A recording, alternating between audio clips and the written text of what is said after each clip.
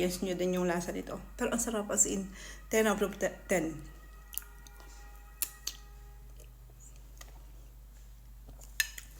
Ang sarap ng combination nitong frozen watermelon with cheese at honey. Meron tayo ditong frozen watermelon, Babybel, at honey.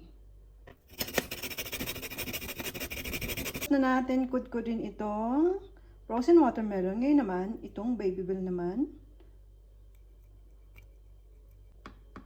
Tapos na rin natin kudkudin itong Babybel. Ayan. Ngayon naman, lalagyan natin siya ng honey.